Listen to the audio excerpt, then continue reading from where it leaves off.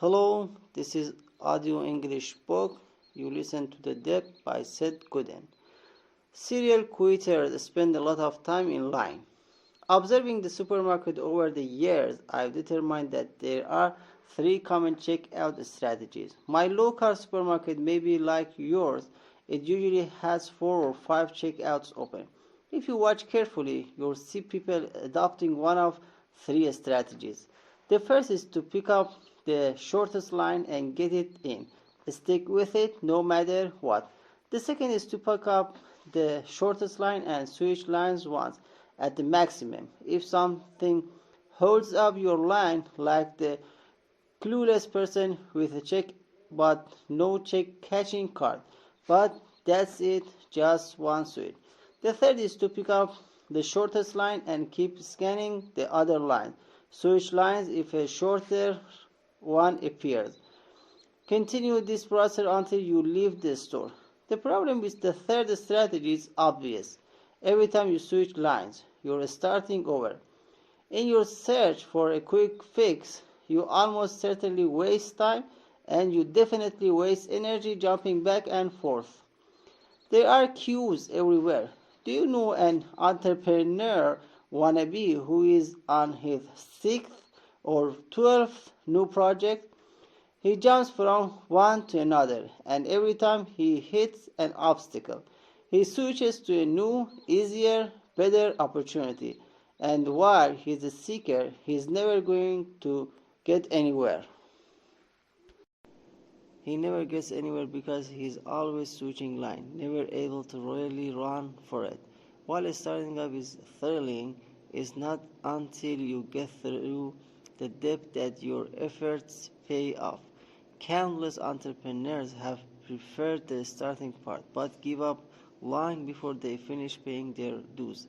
The sad news is that when you start over, you get very little credit for how long you stood in line with your last great venture. This malady doesn't afflict just entrepreneurs. Advertisers who are always jumping from one agency to another or one medium to another end up wasting a fortune. If it takes 10 impressions to make an impact and you've delivered 8, that switch is going to cost you a lot of time and money. Salespeople who quit. A well-reported study, probably apocryphal, found that the typical salesperson gives up after the fifth contact with the prospect. After 5 times, the salesperson figures she is wasting her time and the prospects, quits and moves on. Of course, the study reports that 80% of these customers buy on the 7th attempt to close the sale.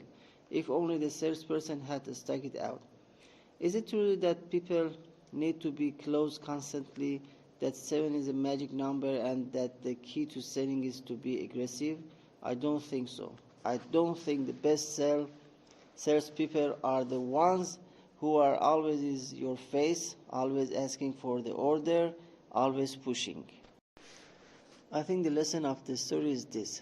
Selling is about a transference of emotion, not a presentation of facts. If I were just a presentation of facts, then a PDF flyer or a website would be sufficient to make the phone ring. Prospects that if you've ever been sold something, are experts at sensing what's on the salesperson's mind. People have honed their salesperson radar. We're really good at detecting sincerity or the lack of it. If a salesperson attitude is, hey, if this person doesn't buy, there's someone right down the street I can call on. What's projected is, hey, I'm not that serious about you having this product. On the other hand, if a salesperson is there for the long run, committed to making a sales because it benefits the other person, that signal is sent loud and clear.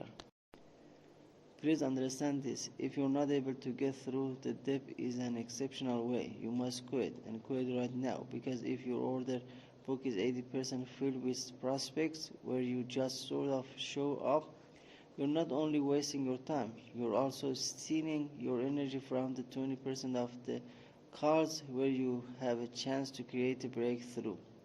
Once again, getting through the depth is a valid strategy. It isn't a good strategy because successful salespersons are annoying. No, sticking through the depth is a great strategy because it changes the entire dynamic of the salesperson day. It is not a moral choice, it's a strategy one. I'm getting through this step with you because it's important to both of us is the very best signal to send.